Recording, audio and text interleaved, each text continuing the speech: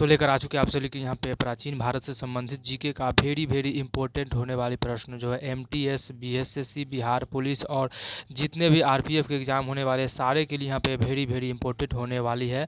प्राचीन भारत से संबंधित प्रश्न आप सभी को यहाँ पे जाएंगे, तो वीडियो को लास्ट तक जरूर देखिएगा। तो चलिए क्वेश्चन को बताते हैं आप सभी को यहाँ पे।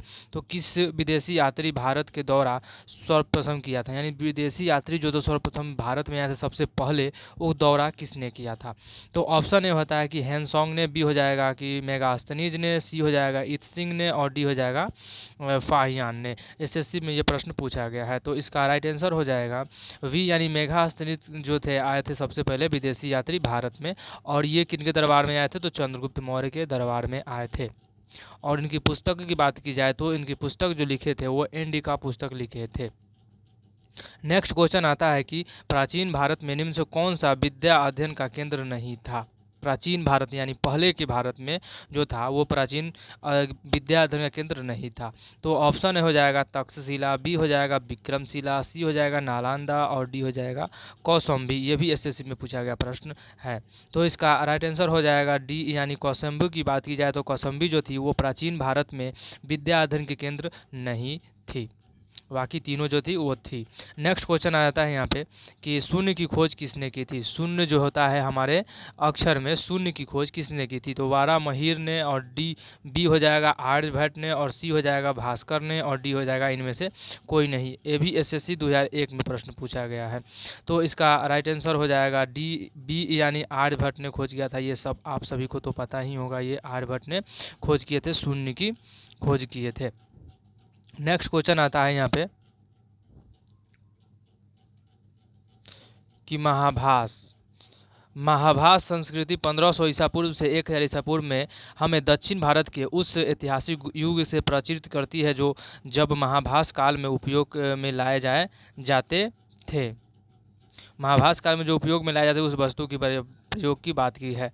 तो ऑप्शन है कि पत्थर के बने अस्त्र को, वी हो जाएगा पत्थर के बने औजारों को, उपकरण, और सी हो जाएगा बड़े पत्थरों को घेरी गई समाधियाँ कब्रों की, और डी हो जाएगा पत्थर से बनी हुई दैनिक उपयोग की सामग्री। तो इसका राइट आंसर हो जाएगा सी, यानी पत्थर, बड़े पत्थरों से घिरी हुई समाधियाँ कब्रों की जो महाभास काल में उपयोग में लाए जाते थे। तो ये एसएससी 2001 में भी ये प्रश्न पूछा गया है। तो वेरी इम्पोर्टेंट होने वाली है, प्रीवियस क्वेश्चन है ये, तो वीडियो को लास्ट तक जरूर देखिए। नेक्स्ट क्वेश्चन आता है किस पुस्तक का 15 भारतीय 40 विदेशी भाषाओं का अनुवाद किया जा चुका है।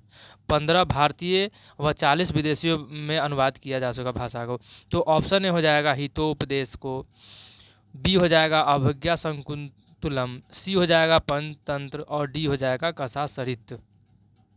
तो इसका राइट आंसर हो जाएगा सी, यानी पंचतंत्र को जो है वो 40 विदेश भाषाओं में अनुवाद किया गया। पंचतंत्र किसने लिखा था, तो विष्णु शर्मा ने पंचतंत्र को लिखा था। हितोपदेश की बात तो नारायण पंडित द्वारा लिखा गया है। नेक्स्ट क्वेश्चन आता है यहाँ पे कि न्यूमेटिक्स जो है क्या है। न्यूमेटिक्स की बात की जाए तो क्या होता है। न्यूमेटिक्स का मतलब जो होता है एक अध्ययन करने वाला चीज़ होता है, उसमें अध्ययन किया जाता है। तो ऑप्शन ये होता है कि प्राचीन पांडुलिपियों का अध्ययन, बी हो जाएगा सिक्कों का अध्ययन और सिक्कों तथा धातुओं का अध्ययन, और सी हो जाएगा ताल पत्रों का अध्ययन और डी हो जाएगा ताम्रपत्रों का अध्ययन। आरआरबी में पूछा गया है प्रश्न है। तो बता दें न्यूमेटिक्स जो होता है वो सिक्कों का अध्ययन होता है। क्या इसका सिक्कों का अध्ययन जो होता है न्यूमेटिक्स होता है। सिक्का यानी जो सिक्का जो होता है रुपया, उसका अध्ययन की बात की है तो न्यूमेटिक सिक्कों का अध्ययन हो जाता है। जैसे डेमोग्राफी की बात की तो जनसंख्या का अध्ययन होता है, उसी प्रकार में सिक्का का अध्ययन कहेगा तो हो जाएगा न्यूमेटिक्स जो है सिक्का का अध्ययन होता है। नेक्स्ट क्वेश्चन आता है हितोपदेश के लेखक है। हितोपदेश के लेखक की बात की है तो कौन से हितोपदेश के लेखक है। ऑप्शन ए हो जाएगा कि वानभट्ट, बी हो जाएगा भवभूति और सी हो जाएगा नारायण पंडित और डी हो जाएगा विष्णु शर्मा। तो हितोपदेश में बताए थे कौन थे, तो ऑप्शन ए हो जाएगा कि बी, सी हो जाएगा नारायण पंडित द्वारा लिखा गया जो है हितोपदेश जो है नारायण पंडित द्वारा ये प्रश्न लिखा गया है, ये लेखक है। नेक्स्ट क्वेश्चन में आते हैं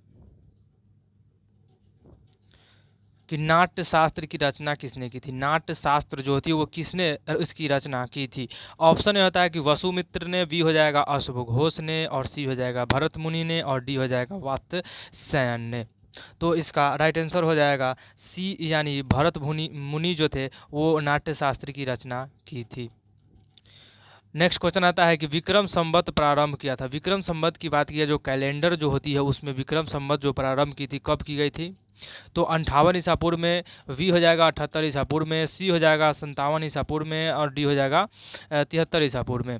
तो इसका राइट आंसर ए हो जाएगा, यानी 58 ईसा पूर्व में जो है विक्रम संवत प्रारंभ की थी। जो भारत के संविधान है उसमें आपको पढ़ेगा प्रस्तावना में, तो आपको यहाँ पे मिलेगी विक्रम संवत की प्रारंभ जो है 58 ईसा पूर्व में जो है वो विक्रम संवत की प्रारंभ हुई थी।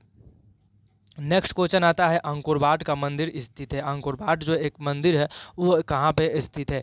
ऑप्शन ए हो जाएगा वियतनाम में, बी हो जाएगा तिब्बत में और सी हो जाएगा इंडोनेशिया में और डी हो जाएगा कंबोडिया में। ये प्रश्न कितने बार एग्जाम पूछे गए हैं? 10th के बोर्ड में पूछे गए हैं ये प्रश्न। तो इसका राइट आंसर हो जाएगा डी, यानी कंबोडिया में जो है अंकोरवाट का मंदिर अवस्थित है।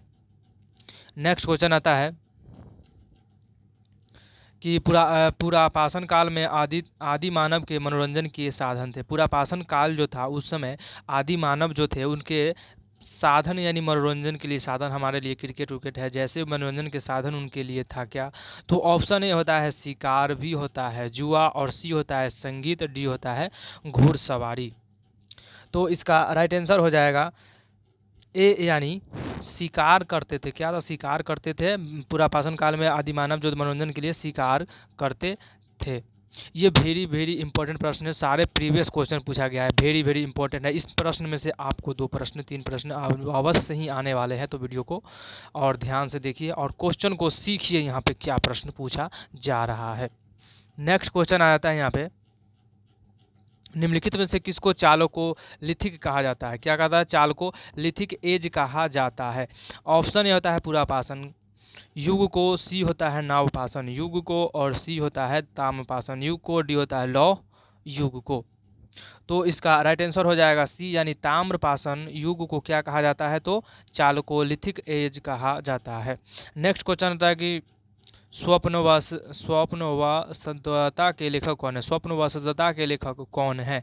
ऑप्शन ए हो जाएगा कालिदास, बी हो जाएगा भास और सी हो जाएगा भवभूति और डी हो जाएगा राजशेखर।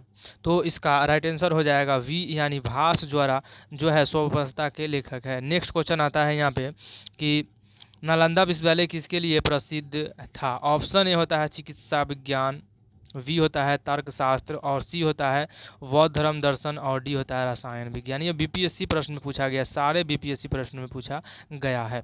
तो इसका राइट आंसर हो जाएगा सी, यानी बौद्ध धर्म के दर्शन के लिए नालंदा विश्वविद्यालय विश्व प्रसिद्ध था।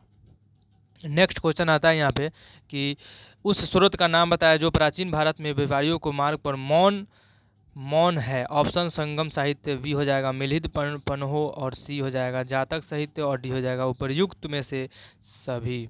तो इसका राइट हो जाएगा बी, यानी मिलिंद पन्हो ने वो उस स्रोत का नाम बताया जो प्राचीन भारत के व्यापारिक मार्गों पर मौन था। तो मिलते हैं नेक्स्ट वीडियो में, ऐसे ही आप सभी को प्रश्न लेकर आने वाले इतिहास से संबंधित प्रश्न होगी और वेरी वेरी इंपॉर्टेंट होगी। तो हमें चैनल को सब्सक्राइब कीजिए, अपने दोस्तों का शेयर कीजिए, तो हम आप सभी को न्यू क्वेश्चन यहाँ पे लाने वाले प्रीवियस क्वेश्चन के लिए, जीके जीएस के लिए वेरी वेरी इंपॉर्टेंट।